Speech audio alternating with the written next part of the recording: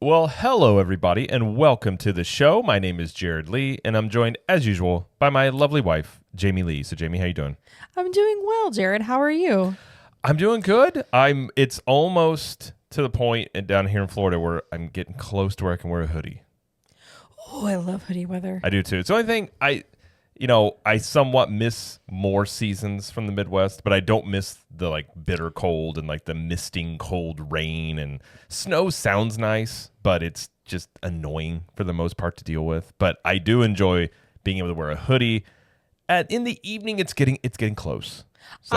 I could pull one off at night. I definitely could. If I was out and it dips to below 70, I'm putting on something. I'm wanting to the point where I can wear a hoodie and I can do a little not a bonfire. I always forget the name of them. The little fire pit. Fire pit. Yes, I always think because we have a solo one, but yeah, like a fire pit. Mm-hmm. That's my ideal weather, which probably will start hitting here.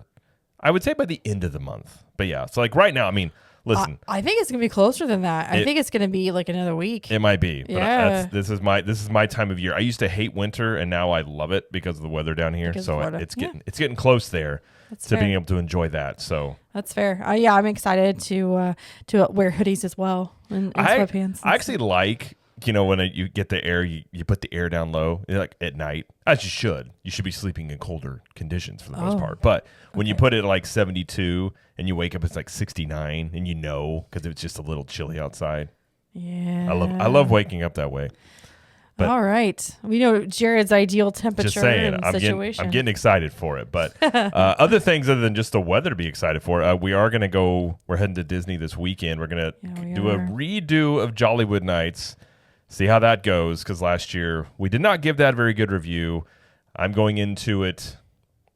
going to go into it not expecting much. I've heard it's a little bit better, so we'll see how that goes. And we are going to do the Christmas party as well with your family. So it'll be the first time our kids have done it in a long time. It's the first time our son has ever done it. Yeah. And it's been since our daughter was 2, so she doesn't remember anything. Yeah. So it'll be great. It'll be really fun. Yeah. I'm really excited for it. And then I'm going to go get a Grimlock popcorn bucket as well, because that's what I want. I asked him, I was like, Jared, on the way to Disney, do you want to stop at Universal and go get Grimlock? He's like, maybe. Of course I do.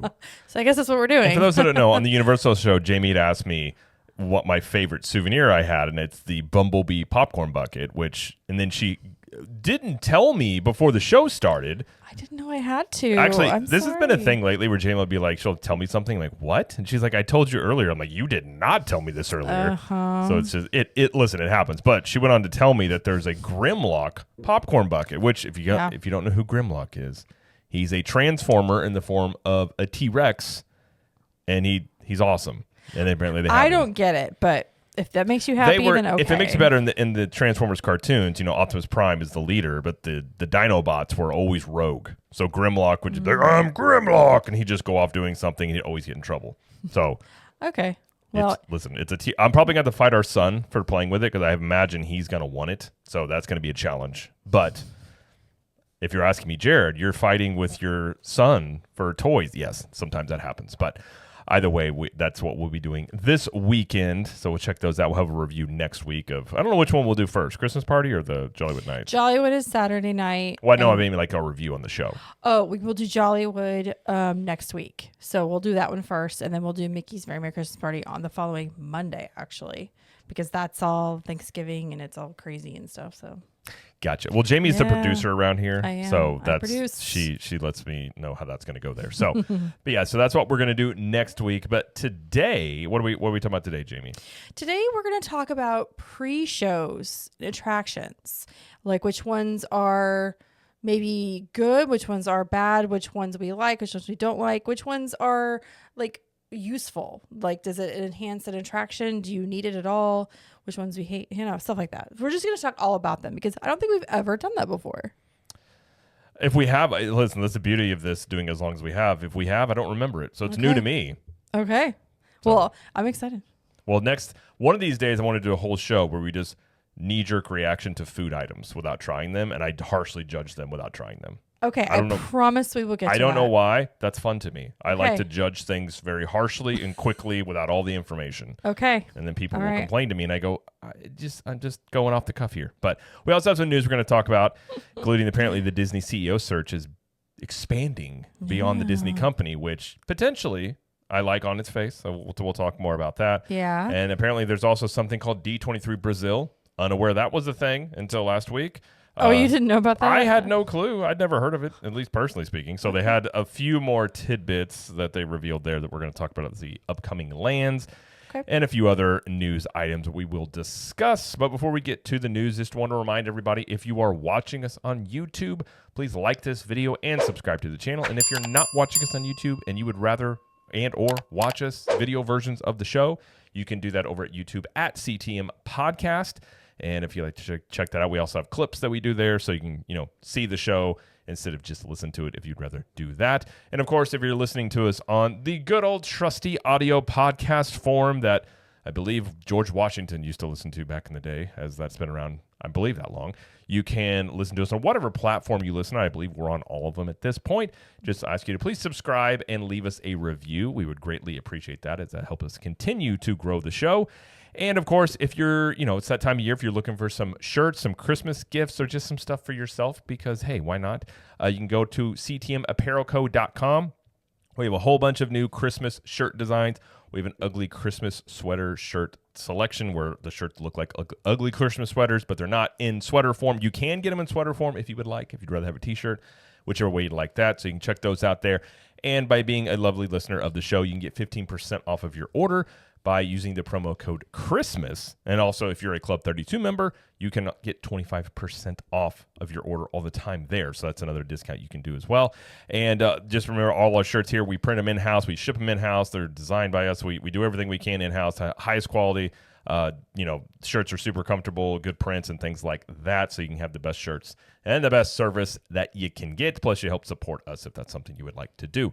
So again, ctmapparelco.com and use the promo code Christmas to get 15% off of your order. So, all right, well, let's head into the first news story, which is, I will say, the rumor is they've narrowed down the possible CEO search to somebody outside the company, but I think the bigger story is they are expanding the search beyond just internal candidates. So the rumor is Andrew Wilson from Electronic Arts is in the running. I've also seen some things saying that he's not the front runner, but he is being, somebody they are looking at in terms of replacing Bob Iger. Yeah, so that committee that was put together, Disney Succession Planning Committee, is doing all of this work, and that's headed by James P. Gorman, the new chairman of board of directors. And so it looks like they're going outside the company to keep looking. I don't know much about Andrew Wilson. I know Jared did a video about this on the YouTube channel, so he may know more than I do. But I know that he was a contender. There's actually a couple more that they did not name in this specific article that we're talking about that they're looking at.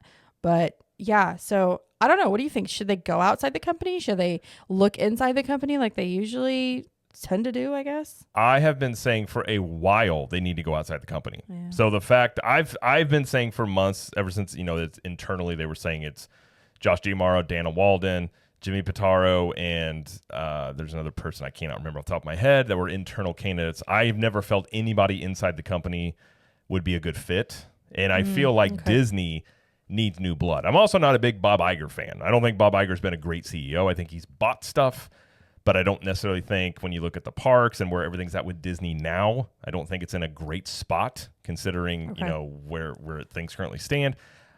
So I think outside the company is the way to go. Now, this James Wilson guy, I think his name James Wilson. Andrew Wilson. Andrew Wilson. I don't know anything about him personally. All I know is he is the CEO of Electronic Arts, which if you're not a fan of Disney nickel and diming, as they've been doing, I don't think he's the right guy because Electronic Arts is notorious for this in video games.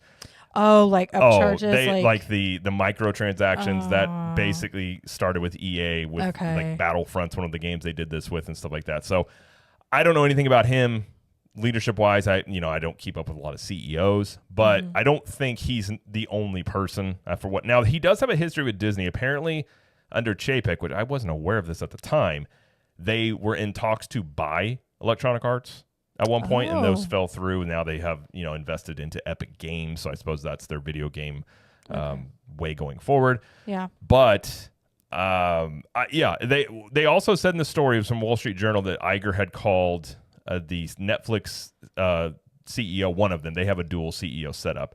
Iger had called him, Ted Sandoris, I think. I can't remember his name. One of the co-CEOs of Netflix. Okay. Called him and asked him how it works for them and if they think it was a good fit for Disney. That's again what I've been saying. I think that is the best setup for Disney because if you look historically, you had Roy and Walt, and then you had Frank Wells and Michael Eisner. And I think clearly those were the best times for Disney when they've had that sort of setup. And I think Disney is such a unique company. You almost need somebody like I view them as a theme park company that also has a streaming service and makes movies, because most of the money now comes from the theme parks. And if they want to maintain that, you got to have somebody in there that I'm not saying they have to be specifically oriented toward theme parks, but they definitely have to have that as a mindset.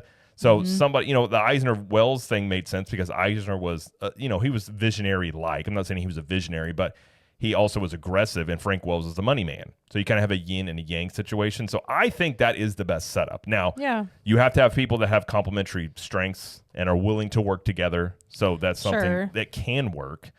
But they haven't upped that timetable. They're still saying 2026 when they're going to name somebody. So I'm sure there's going to be a lot more rumors out there in terms of other candidates or co-candidates and things like that. But the co-CEO role, the dual role. I mean, you've got Kevin Mayer and Tom Staggs. Is it Staggs or Skaggs? I thought it was Staggs. I think it's Staggs. Okay. I always forget. Those two currently they were in the running for the CEO position last go round, and now they're over at Candlestick. I think it's Candlestick Media that they started, and they're apparently not in the running for this, although they've been consulting with Iger on some level. So I do think that's the best method for them going forward. But in terms of it seems like they're going outside the company, which I will just say on that front, I think that is a positive, because I think if Disney wants a brand refresh, they want to reset things. I think bringing somebody outside the company with a new vision, I think that would go a long ways with potentially the fan base and kind of like the way people kind of view Disney now. I think that would be the best way going forward. But we'll see what comes of it. But that was in there with Wall Street Journal and some other publications talking about that. Yeah, very interesting. I guess we'll know more in like a little over a year. They said early 2026 is when they'll start. I don't think you're going to see Iger extend his contract either, because this go round, it's not really up to Iger. That James Gorman guy is heading this whole thing up, and he seems to have the board, like they seem to be really looking at him. He's had a lot of experience in this realm, so it looks from the outside looking in that Iger doesn't have as much input in this, which I think again is a good thing. So I think him heading this up and them giving this much focus to it, I don't think you're looking at a situation where Iger's just going to do what he did before numerous times and say, I'm sticking around till 2028. I do think that he is, and again, he's not a young man. He's in his 70s. Sure. So he can't continue to do it. But yeah, so it seems like they're getting pretty serious about it. And, I'm sure we'll hear some more developments as the time goes on. But yeah. All right. Next story we have, like I said, there was a D23 Brazil. And they didn't reveal a lot, but they did give a little bit more information about some of the lands that they did announce at the American, I suppose, D23 that they had earlier this year. Yeah. So one was about Villain's Land. So we found out a little more backstory. We found out when they're going to start construction, and we found out what villains may appear. So a lot of kind of vague information, but still stuff that you want to know. So the head Imagineer, Michael, I can't pronounce it. Is it Hunjin? For Walt Disney World Resort. He came on the stage and talked with Josh Giamaro about Villain's Land, and he basically said, quote, "In our story, a mysterious spell has been cast, summoning all these villains from every realm. In this land, the heroes, they don't come to save the day, and there might not be a happily ever after." Dun, dun, dun. Yeah, so there's a little more backstory there. And they also said, it'll be 2 major attractions, dining and shopping. They have not started construction, but he did say, "I am excited about a lot of projects, and I'm particularly excited about this one. I'm looking forward to breaking ground on this land. We're going to do that very, very soon." So again, very vague. We don't know what that means exactly, but we always talk about like when this is going to be finished, how long is this going to take? Mm-hmm. And hopefully, it's maybe a couple months they get started on it. And then we might see something by 2030 be done by then. I mean, that's 5 years. So I think that's attainable if they start soon, like they said they would. The issue with, first off, I think Villains Land should be the first one they develop, personally speaking. I think that's the one that has the most potential, because obviously, they're not going to say this, but obviously this is their answer to Epic Universe. I think Villains Land is something people have wanted for a long time, and I think the sooner they get that one open, the more they would have a big draw about bringing people in. Mm-hmm. The issue we have with Villains Land is they have to develop that land first, because it's going beyond back there behind Big Thunder. So breaking ground here doesn't mean they're going to start building the land. They have to do a lot of prep work because it's Florida and it's like swamp area. So you have to prep the land for it. At the same time, they did say they're going to start construction on, Animal Kingdom, Hollywood Studios, and the Cars area in 2025 as well. Right. Even when they're doing one land at a time, their construction timelines have been 4 to 5 years, or even one attraction many times. So I personally, just looking at it, I don't think you see Villains, in my opinion. And if they do that, I say all this looking historically, they could feel the pressure and put the money in to do it quicker.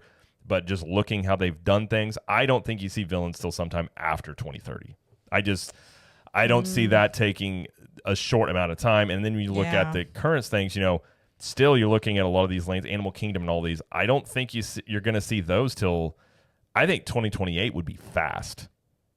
Okay. I think some of these, now maybe, again, I could be completely wrong, but if you look at the timelines, I think 2028, 2029 is an area where you're going to see the majority of these things open. So there's going to be a span here where they're not going to really, a lot of the parks are going to be under construction. They're just going to do shows and parades, really. And, you're talking about the market in, Orlando, they're essentially giving Epic Universe a 3-4 year run there to whatever impact it's going to have. So I expect them to do some heavy discounts during this period. But in terms of the timelines, again, they could go quicker. But just looking at what they've done in the past, that's kind of what I'm expecting. If it's sooner than that, then great. But some of the villains that they did talk about would probably appear, and they said taking inspiration from Queen of Hearts, Jafar, Evil Queen, Lady Tremaine, is it Yzma? Is that how you say her name? I think so. Cruella de Vil, Captain Hook, Maleficent, Gaston, Mother Gothel, Ursula, Hades, Chernabog, and Maleficent's dragon.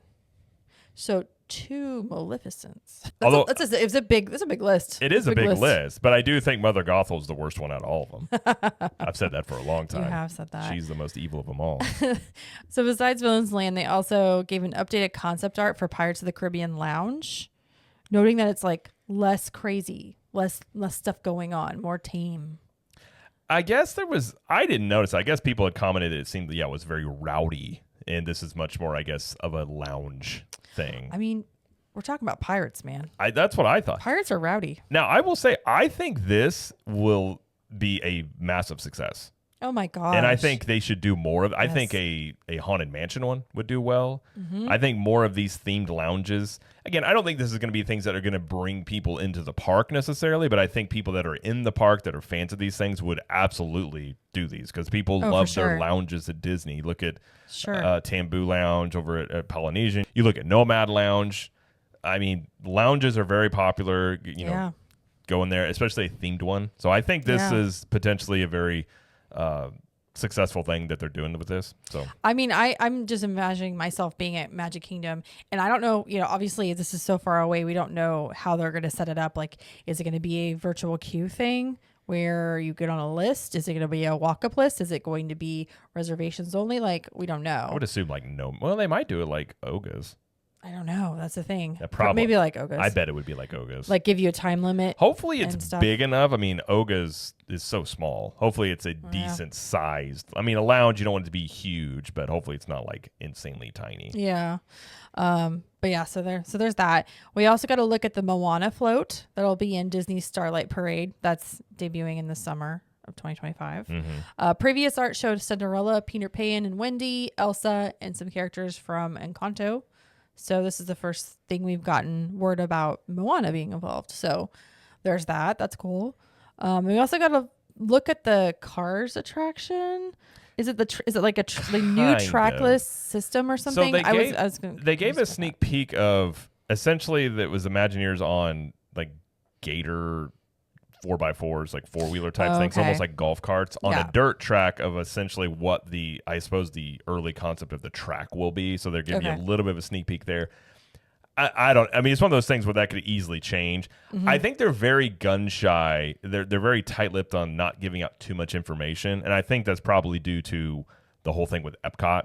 And Disney now has this reputation of over-promising and under-delivering. So they're being much more tight-lipped and not revealing a ton of things because more than likely a lot of this stuff will change, maybe for the better, but a lot of times things get budget cuts and stuff like that. So I think they're now just giving snippets here and there. Yeah, and I think that's kind of what they're doing with this. So I wouldn't expect any updated concept art with any of this stuff probably for years. Okay. You know how that's fair. You know, and a lot of times when they have new concept art, things change when you look at it. But I mean, they revealed all that concept art for the Epcot overhaul they were going to do. And then obviously the final product was much different from many aspects of that. Yeah. And I think that's probably why they're taking this sort of method with it. That's fair. But I mean, if you want to check it out, I'll put an overlay if you're watching on YouTube. I'll put a little video of it, but it's nothing crazy. It's just a little POV camera of them on the cart going through the track thing. So it's supposed to be, again, like a dirt racing. It's supposed to be trackless. Yeah, that's what it's supposed to be. You know, won't talk about whether that fits in Frontierland. I've given my thoughts on that before, but the attraction itself potentially is a cool one that I think would make more sense in Tomorrowland over in Tomorrowland Speedway. But that's just me. So all right, well, that's basically it that happened. Yeah, I mean, that was really all the details. It was just kind of a little bit more. Yeah, a little bit more tidbits of little morsels. Little morsels here and there. Yeah, but all right. Next story we have is Disney also shared some hotel refurbishments that will be starting soon. So from mid-May 2025 to September 2025, Copper Creek Villas and Cabins will be undergoing refurbishment. Early April 2025 through the end of January 2026. So that's like 8 or 9 months. Guest rooms in the Magnolia Bend at Port Orleans Riverside. And then from late March 2025 to mid-February 2026, so about a year, the guest rooms at Pop Century are getting refurbed. Which I was talking to Jared about that. I was like, when did the Pop Century rooms get refurbed the first time? When it had like the brand new kind of layout. 2014-ish? I want to say it was like, like 2016. Is that too far? Wait, are we misremembering? I mean, I very well could be. It's been a little bit. But I think they were one of the first ones. If I'm again remembering correctly. So some refurbishments. So if you're going to be traveling during that time, just keep that in mind. I do hope they add a little bit more theming to the rooms. I will say.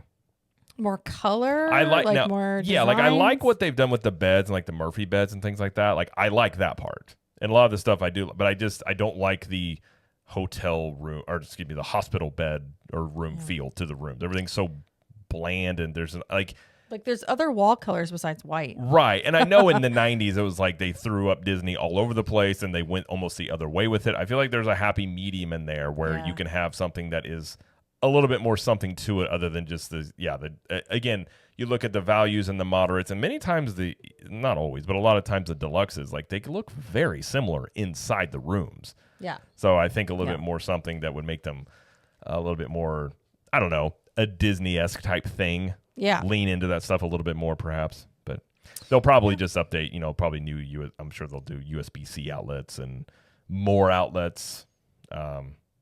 Probably just new furniture as well. I mean, we don't know what kind of refurbishment, but we'll see. Probably all the smart TVs in all the rooms. That would be great. Probably so. That would be great. So I still think one of the biggest missed opportunities, I don't know why they don't do this. Disney Plus. Yeah, if they're wanting to grow Disney Plus, why would you not have you get into your room and it's free during your stay, and it's like essentially a trial. And then when you're done, after you go home, they send you a promo code and say, hey, here's free 3 months of Disney Plus. Like, I feel like that would be a great way to farm more signups.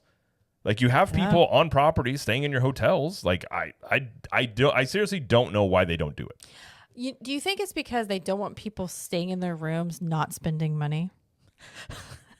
But I don't Get feel out like, of there and go spend some money. I mean, it could be on some level, or even if you don't do that, they just you don't have it become part of, which I think they should still do that. But when you get home from your trip, here's a free Disney Plus thing for 3 months. Like, you know what I mean? Like some sort of perk. Yeah. Like I just don't understand it. Like they're all into, synergy. And that I feel like that's a great way that you could cross promote all that stuff. True. But that's one that just baffles me. I don't know why they don't do. I don't know, Jared. I don't either. I just talk about things and That's true. I just forget about it later. All right. Next story we have is there is now, if you're the fancy type, there's an $800 dining experience on New Year's Eve happening again this year at California Grill. Yeah. The California Grill, the Contemporary, will host it's Princess and the Frog themed this year. Last year was Alice in Wonderland. Yes. And I don't know if it was held the year before. I can't recall. I thought I remember them doing something, okay. but I don't know if it was themed really. I think Okay. I know of at least another time they've done this before that it was, I don't know if it was themed though. But it's like a huge thing. It's Tiana and Naveen will appear. And then this is straight from the verbiage. It says, with the help of Mama Odie's magic, Lewis and a few of Tiana's other critter pals have crashed the party. Throughout the night, Mama Odie will cast playful spells to help Lewis and friends stay out of sight of Tiana and Naveen. However, Tiana is smart. She will get to the bottom of who crashed the party, but she'll need your help to do it. So be prepared to join in the action. So it feels kind of like, I think you pointed this out last night. It kind of feels like a murder mystery kind of thing where you're like involved in the story. Like dinner and a show. Yeah. So that's kind of fun. Live musicians, there'll be champagne toast at midnight, and of course firework views at Magic Kingdom. And the food menus is very New Orleans inspired. They have a chilled appetizer station, wood burning appetizer station, sushi station, hot seafood station, grill and rotisserie, and desserts and interesting breads. Which interesting breads? Interesting breads? That's what I said. I was like, "What's an interesting bread?" It's just weird. Okay, would you like to try our interesting breads? Like what? No, I don't. I want the uninteresting breads, please. I mean, bread's pretty fine as it is. Yeah, it is. And this runs 7:30 p.m. to 12:30 a.m. on December 31st. So yeah, I mean, it seems like it'd be a fun thing to do, but $800 is pretty steep. That's pretty steep. I mean, obviously most people won't do it, but I mean, considering too, if you wanted to just go to California Grill, and even if you wanted to just go all out of California Grill, you and I went for dinner. I mean, you could spend $200 and have a really nice meal and not spend $1,600 for two people. So I guess that's true. Comes down to if you think the extra money is worth it for this interactive part of it. Right. I don't know. I mean, I'm sure it has its audience. It's not something, again, this is one of those things that has no appeal to me. Like, even if I just had all the money in the world to throw at it, he would never do this. I'm just not, first off, I'm not a New Year's person, really. Like, I just never have been. It's not, I don't like going out for New Year's. I just like to chill and. I'm sorry, but it's the worst. I never liked New Year's Everything stuff. is so much more expensive. Like, people are just drunk everywhere. It's an excuse for most people just to drink a lot. It's just like, it always annoyed me too of like, everybody, and I'm not, listen, and not the people who have goals, and I hope you accomplish all your goals, but inevitably New Year's is like, it's going to be different this year. I'm like, okay. Like, the date change doesn't mean it, like, if you're going to do it, do it. So I just, New Year's in general, it's one of those holidays. I guess it's a holiday where I'm just sort of like, okay. Like, okay. It's like you have Christmas and then they're like, oh yeah, there's New Year's. Like, I guess, like, there's the leftovers we can eat. He really doesn't like it, you guys. Yeah. Although it is fun when we go to Missouri, like we'll be with my brother again this year. That's pretty fun just to hang out with family. But we don't go anywhere. We just hang out at the house. Well, we have like 10,000 kids between. You know how it goes there? We hang out, we play board games, and everyone's in bed by like 12:30. It's great. It's great. That to me is a good time. It's awesome. You're like, Jared, you want to go out? Like, no. I don't. I don't. No, thank you. We did do a movie. We went to a movie on New Year's Eve one year. Yeah, it was that new theater in like Ozark at the time. Yeah. It was like, it included like a drink and like the gear with it. Yeah. I mean, it was fine. It was okay. It was like in the lobby. It was a bad movie though. It was one of the which Die one? Hard sequels that wasn't very good, like Die Harder or something like yeah. that. Yeah, it was okay. It's a good but day to die hard. Was it that one? It might have been It that might have one. been I that also remember that night. I remember I started like I got some cold, and that night I felt it. And the next day I felt terrible. I'm like, oh, I hate New Year's. Oh man, Yeah. that's rough. Well, anyway, Anyways, Jared will not be going to this event. No, not at all. That's not a surprise. Listen. I will fully admit some things are not for me, but other people will enjoy them, and that's fine. If you're gonna go, I hope you enjoy it. For real. If you don't want to go and be like me, then I don't know. I guess we'll all give cheers in our living rooms and say Happy New Year. Right. But all right, the last thing we've got, or the last couple things here, is there are 11 Mickey's Very Merry Christmas parties with tickets that are left. So you have November 21st, 22nd, 26th, 27th, then December 8th, 10th, 12th, 13th, 15th, 17th, and 19th are still available. So those are selling out a little bit more there. As soon as the first party came in, they started selling more quickly. And that just makes sense. Like once the word gets out, like, oh, the parties have started and all the videos and pictures come out of everybody at the party, everyone's like, oh, I think I want to go. Yeah, and I've said, well, and real quick here, Jollywood Nights, though, is not the same thing, as there are still 12 dates left, and none of them are sold out as of yet. Now, I think... Not even tonight. Well, and I think the reason is, again, it didn't get good reviews last year. It was not a good party last year. So there may be a lot of people that are waiting to see the reviews of it, what people say about it before they go. Or it could be like we said, like I said last year, if you want a good Christmas party, like... Again, the Christmas party Magic Kingdom is a solid party. It doesn't change a lot, but it's a very consistent, solid party that people know what to expect out of. Also, too, something to think about, and they did change this from last year. Last year, the party was 4 hours. Mm-hmm. This year, they added an hour, so it's 5, but you still get in at 6. Like, you can get in an hour and a half beforehand. So you would have 6.5 hours versus Magic Kingdom. You have 8. You could have 8 hours of park time. Yeah, I mean, so maybe people are thinking, okay, I don't get as much time in the park, and it's also more expensive. The tickets can be more expensive. Listen, not all the time, but sometimes. I agree, and you actually get stuff included with the Christmas party. You get the treats at some of the places. Oh, yeah. There's nothing included. And you have a parade. Like you have more thing. Yeah. Again, you have more things to do at the Christmas party. Now, if you've done it before, it doesn't change much. Right. So the fact that we haven't actually done it for a few years and we haven't done it with the kids, so and it'll be with your family, it'll be different and checking it all out. But Jollywood Nights, like even with the stuff they've added, and obviously we'll give a full review of it and talk about it. Yeah. But I think definitely it's suffering from what people said about it last year, the price, the length. There's a lot of things about it that I think still potentially looking on just the time frames of it and things, they could give you more bang for your buck in that way. But they do have the new skating thing that they're doing and stuff like that. So we'll see how it goes. Like I said, I'm going into it with not expecting much. Okay. And I just directly judge it to what it was last year. And we're not going to the first party either. So the first one, I think it's the third one. Yeah. So the first one we went to was probably, I would assume that was the worst one out of the whole year. That is correct. Because it was it seemed like nothing was organized or anything. So they have a potential to impress us in that way. Because if you can go back and listen to our review of it last year, was not the best experience that we had there. But nor was it for other people we went with either. So it wasn't just us, and many people said the same thing. So we'll see how that goes as the season goes on. But either way, that's going to be it, though, for the news. But Jamie does have a poll time. Poll time. It's poll time. Tell us what you think. Every opinion counts. Come on and link. We're discussing it all. We're taking a stance. Poll time's the segment. Let's give it a chance.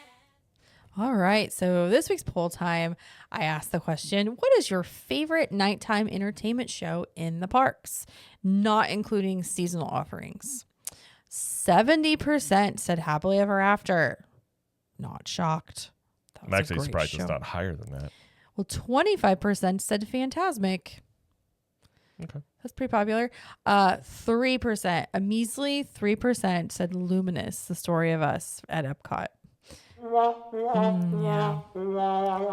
Yeah. And then 1% said The Wonderful World of Animation at Hollywood Studios. That's the show they play on the Chinese theater. Mm-hmm. And then Tree of Life Awakenings at Animal Kingdom got 1%.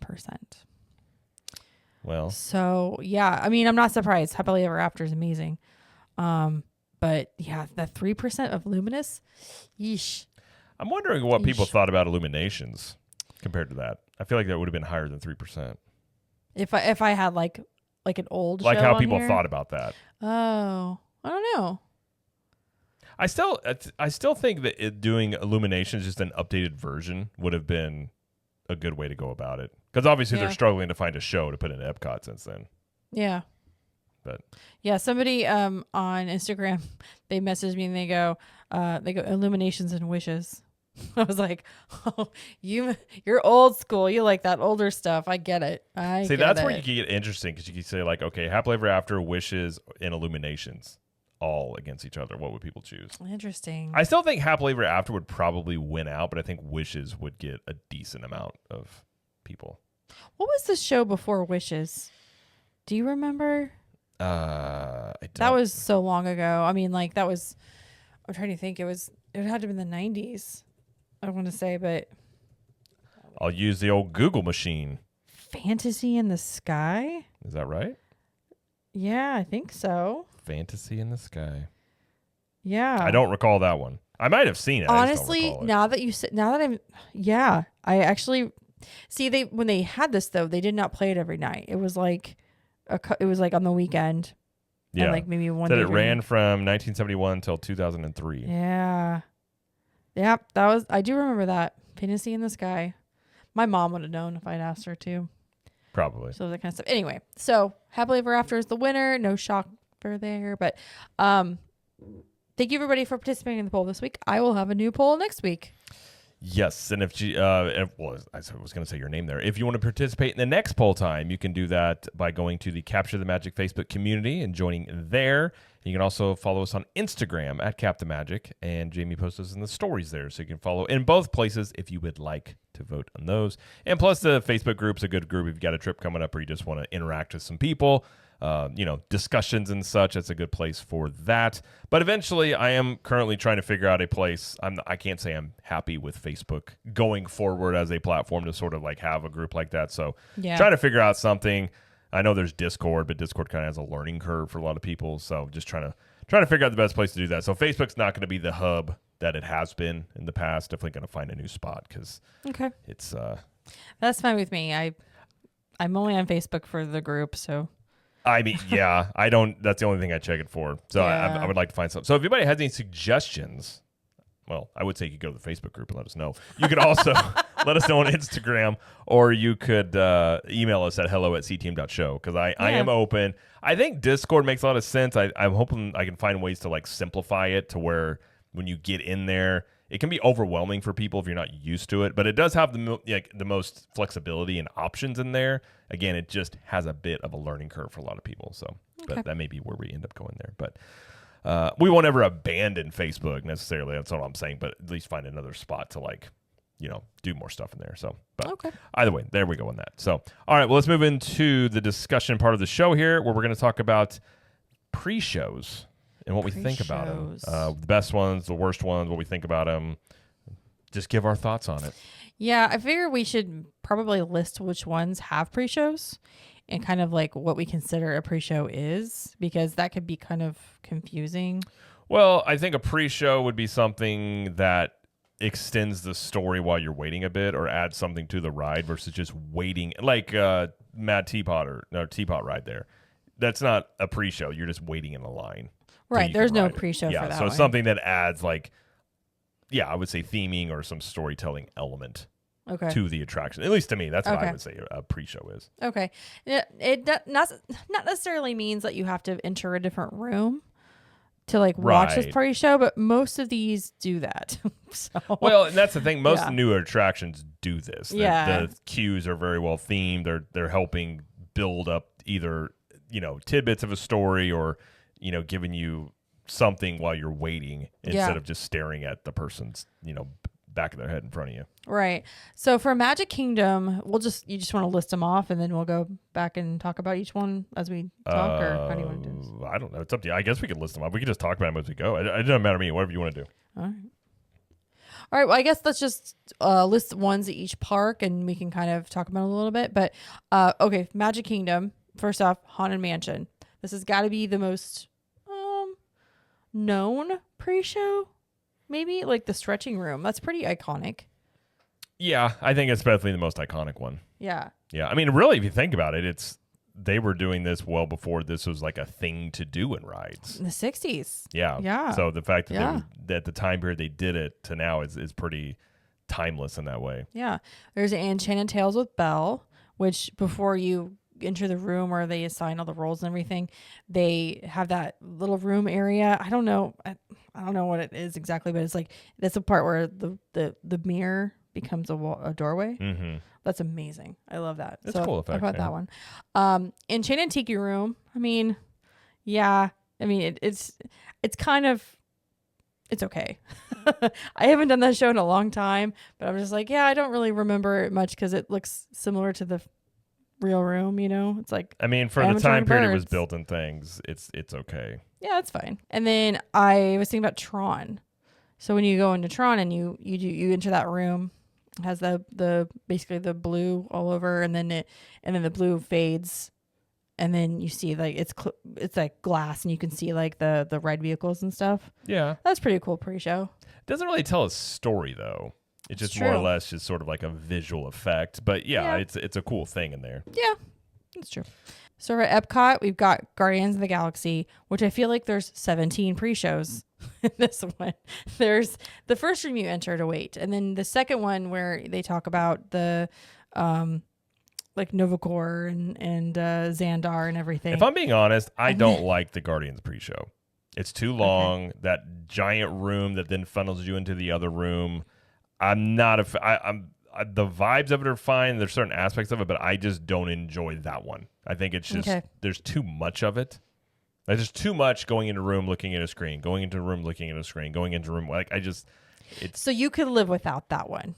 yes, I would Okay. like a more simplified pre-show. Okay, Instead it is a long. I mean, I agree. The pre-show, it's a lot, especially if you've already done the ride. You're like, okay, well, I could skip this, you know. But it's. I mean, the pre-show. I don't know how long it lasts. Like 10 minutes. Well, it depends. 10 to Yeah. 15 at least. Yeah. And then I don't know if you consider this a pre-show, but would you consider Soarin'? I mean, A it does have. pre-show? It's got Patrick Warburton, which I know. you get to listen to. It is a pre-show. It's a very basic pre-show, but again, it's very much like you're in an airport terminal. So Yeah. I guess you could just say it Okay. is decently themed to that. I wouldn't say it's Okay. anything that. It's not adding to it really too much. I mean, Yeah. the video explainer it kind of lets you know about what's going on, but I don't think it like really adds to the attraction. It's a pretty bland queue, really. Like Yeah. it's pretty boring. So in that way, if it Yeah. is a pre-show, it's one of the worst ones just because there's nothing. I mean, they have the trivia thing, but I actually get annoyed with trivia when I'm in lines. I don't want to do that necessarily. This is me personally speaking. Okay. But yeah. All right. Well, that's all that is on Epcot side. Well, there is one. that I Yeah, wanted Frozen to Ever mention. After. Is that a pre-show? I think it's a pre. Is that a pre-show? I don't think it's a pre-show, but it is a very well themed queue. Right. I think Well, we're not does- talking about queues. We're talking Well, about but pre-shows. okay, what technically? So the pre-show, I do think the queue in Frozen Ever After does build the story a bit. It immerses you a bit into That's a great queue then. But it's technically not a pre-show. Well, there's the guy in the sauna. Also not a pre-show.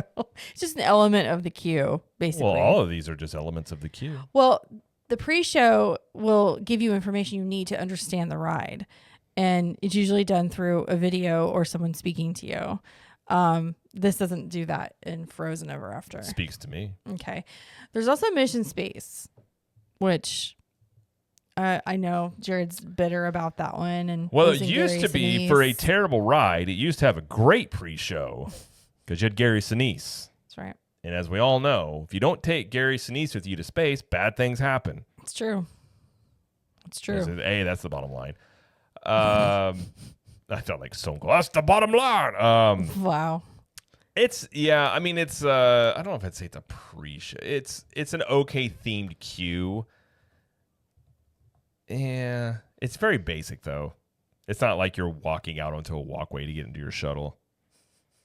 I mean, I still don't understand why they changed that. There was I don't no know. reason to change it I don't know. at all. And they're like, oh, we have a new pre-show with these new people. I'm like, why? What happened? Like you had Why? Gary Sinise, and then you're like, we don't need him. I'm like, Well, they remember they revamped the difficulty and of the intensity of the rides and stuff, and they did it then. it still baffles me. Whoever made that decision, I would just like to have a conversation with. And by conversation, I mean highly heated. Wow. Not Okay. Really, not really highly heated. Um, Just strongly opinionated on my end of things. gotcha. Okay, over at Hollywood Studios, we have, I think the most, Tower of Terror. You've never done this one. I've right? been in the queue. Okay. It is very well themed. It's a good pre-show. That one's good. That one's good. That one gets you. That one gets you ready for the ride. It shows you exactly why you're on the ride. What's basically going to happen, and just it's scary. It's scary, especially if you're a child, which is when I did it the first time. Mm-hmm. So yeah, a lot of influence there. I'll let you know, elevator maintenance is very important in a hotel. It's true. Rock and Roller Coaster. You know, you got to get to the concert. I've always wanted to go to an Aerosmith concert. Got to get in your limo. Yeah, that one's pretty popular. Star Wars: Rise of the Resistance. This one is this is definitely a pre-show. I'm talking about the part where you enter the room and Rey comes on a hologram and there's BB-8 and then all that. So that's the pre-show. Well, technically, when you're getting onto the ship and you're taken hostage, like that's all part of the pre-show. I know. So it's a giant pre-show. I think it probably is the most immersive pre-show in that way because there's so many different elements of it, and so yeah, like even though you're waiting in line to actually ride the attraction, you're still experiencing things, and it definitely immerses you into it. Yeah. As much as I don't want to be immersed into the sequel trilogy, it does immerse you into that, personally speaking. But yeah, I think that one is. And again, you have the first order people that are interrogating you. Like it has a lot of stuff to it that is very unique, and I think we'll probably talk about the end. I think it probably is the most well done pre-show. Yeah, it's pretty good. I think it's hard to beat that one in terms of like the immersion and the level of detail and stuff. Now, Smuggler's Run, though, that's one that I've only done this ride once because it makes me sick as a dog. But I know that there is a pre-show with the guy. I don't remember his name. Hondo. Okay. So I know he's talking about everything. Because everybody knows Hondo. I don't know. No, I'm Hondo. just kidding. Oh, okay. That most people don't know who Hondo is, yet they Got put you. him in here front and center. I It'd got make you. more sense if you had like, I don't know, Han Solo up there. But anyways. Okay. This one, it's pretty good. It's Yeah. pre-show wise, it's nowhere near Rise of the Resistance, but it's you do get to be in the Millennium Falcon, so you see some aspects of that and like walking through the hallway. So in terms of immersion, it's okay. It's not bad. Like I do like it for that. So it's up there for sure. Yeah. It just I don't think it's anywhere close to Rise in terms of And you use the animatronic, which is kind of cool instead of just a video. where. Oh, he doesn't. Yeah, sometimes. When he's working correctly, he is an animatronic. That's true. Oh. I think sometimes they have a video when he's not working correctly. Oh, okay. I Gotcha. think. Gotcha. Okay. Muppet Vision 3D technically has a pre-show. I mean, it does. It's definitely you're more waiting. just sitting in a queue while a video plays. I mean, I like it, but I mean, they do the videos that play though kind of describe what's going on. So, I mean, it's just an older way of doing it basically. Remember like all the shows they would have like with videos playing beforehand. Even Frozen Sing Along has that, but it's not really a pre-show. So, I don't know. I mean, you got people waiting. You might as well let them watch true. something. That's true. Over at Animal Kingdom, you have Dinosaur. You got that. You honestly, that one you really need to pay attention to. You're like, what are we doing? Why are we going back to the dinosaurs? Because if you just did the ride, you'd be like, what are we doing? I think like the pre-show actually explains it really well, exactly what's happening. Yeah, but you're about to go in the dark and be jostled around a lot, Be like, and then a dinosaur is going to yell at you. Exactly. It's like, here's your time rover. We're going to get this dinosaur, but things will go wrong, basically. So it sets you up great. It very much reminds me kind of a Universal ride. Yeah, I mean, it's definitely got like, problem. Yeah. Solve the problem, deal with the issue. Yes. Yeah. Yes, very much so. I mean, it's very basic storytelling. Yeah. Which is what a ride's supposed to be. It's true. And then Avatar: Flight of Passage would be the other one. Another really long pre-show thing.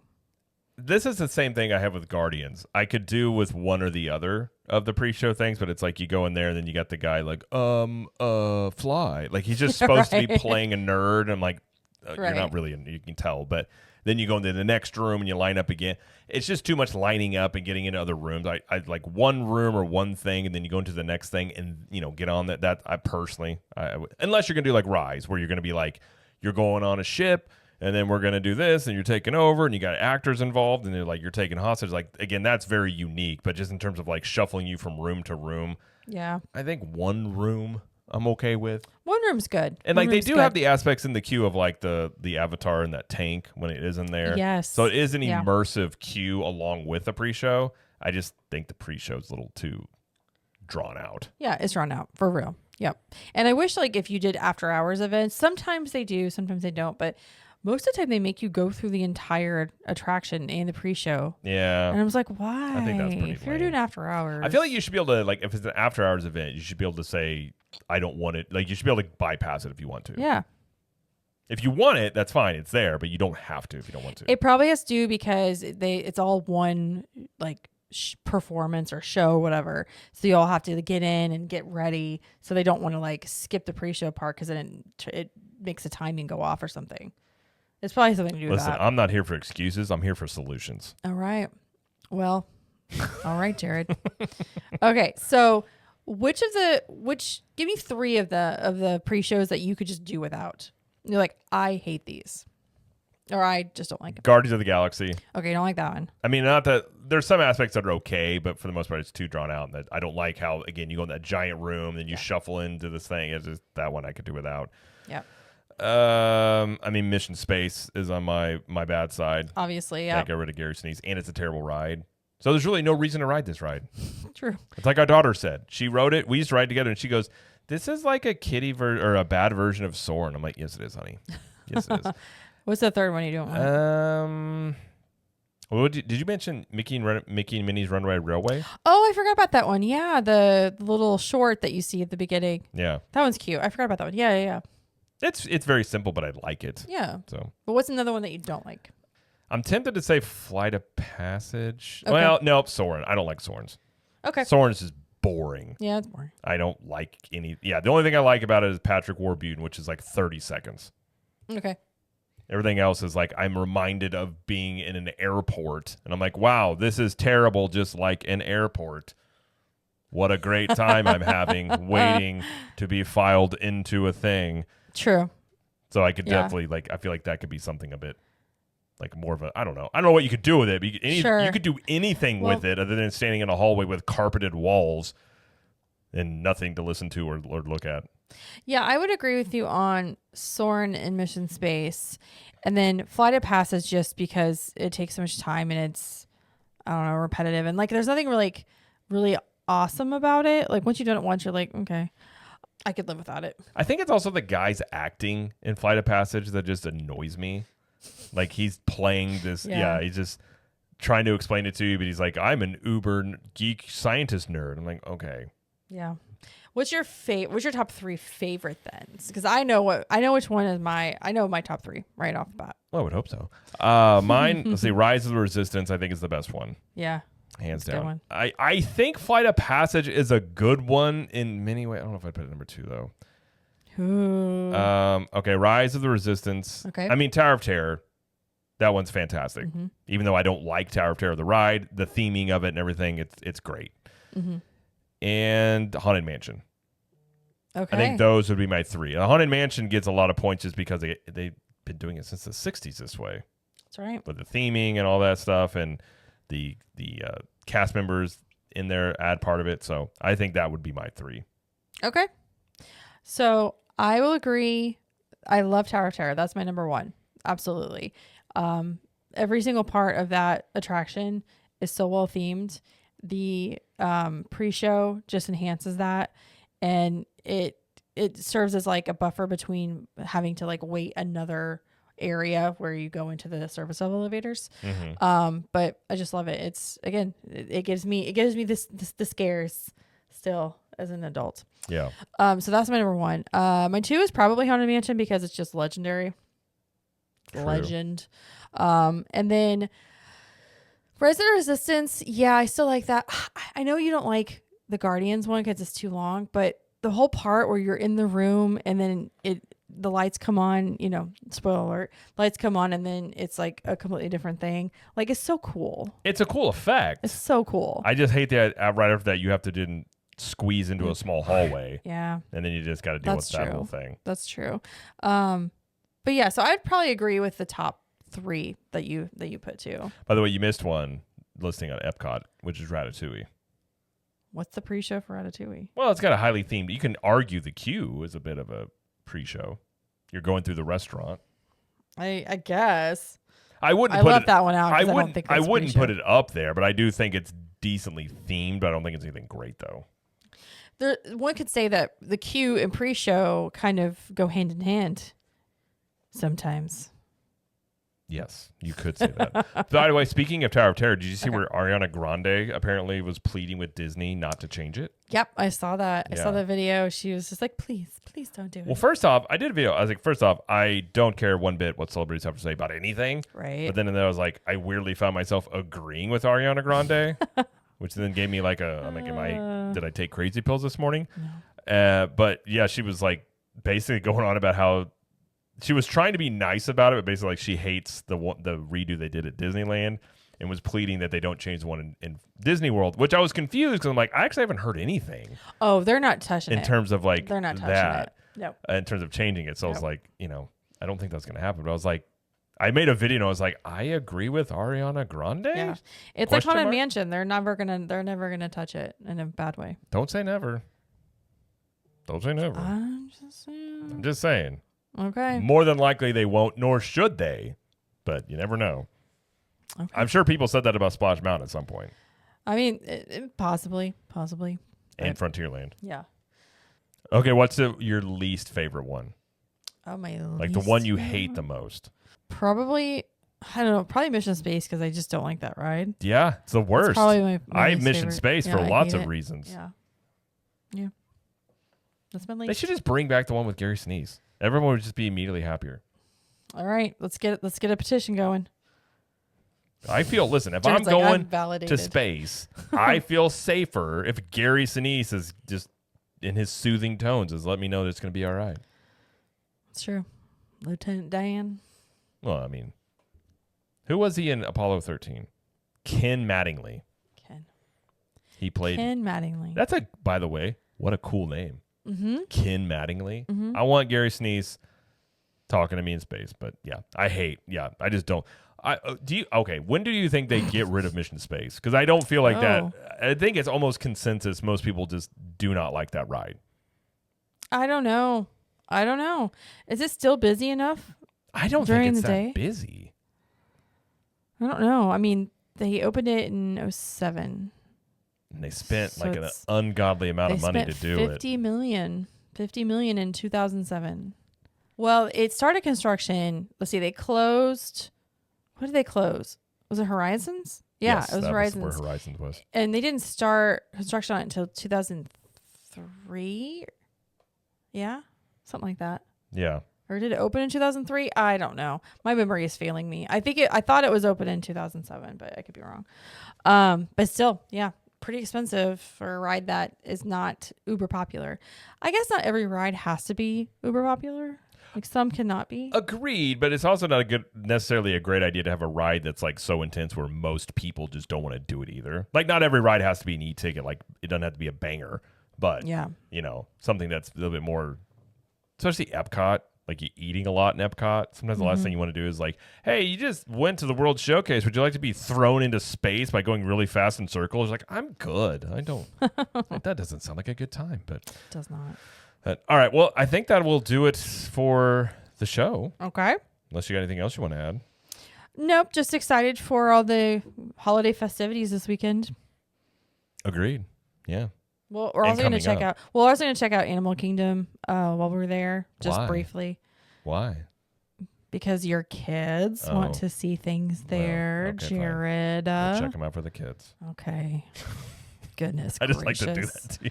Goodness gracious. I like Animal Kingdom, just not as much as most other theme parks. That's true. All right. Well, that will do it for this show. Be sure to check us out on social media. We're now at Cap the Magic everywhere: TikTok, Instagram, Twitter, face, or even YouTube. The YouTube channel at Cap the Magic. I do at least 1 to 2 videos per day over there on things around theme parks or pop culture. So if you want more daily info, if you want to hear me break things more down, say on the business front of things, sometimes that's where you can find that info there. Of course, if you want video versions of the show, you can go over to YouTube as well at CTM Podcasts. We can check out video versions, full episodes, plus show clips and reels, or they call them shorts over there and all that good stuff. And you can also check out other shows on the network. We have the CTM Universal show. We talk about Universal Studios, and that is twice a month. That will eventually increase to weekly whenever Epic Universe opens or gets close to opening there. And then Jamie has Trip Tales, which is her trip report show. And when's the next one there coming out? I just recorded it. It'll be out on Monday. Okay. Monday it is for that. Monday. And if you want to be part of a great group, if you want to go to some meetups, you want to get 25% off of CTM apparel and 1901 Candle Company products, plus additional content, you can join Club 32, and that's our private group there, kind of like our own Patreon that we just host on our own end. And that's where we have all the perks in there. And you can go check that out. You can go to ctmvip.com. We have monthly or yearly options, and you can even do a free trial. Or if you do a yearly option, you can get a free T-shirt.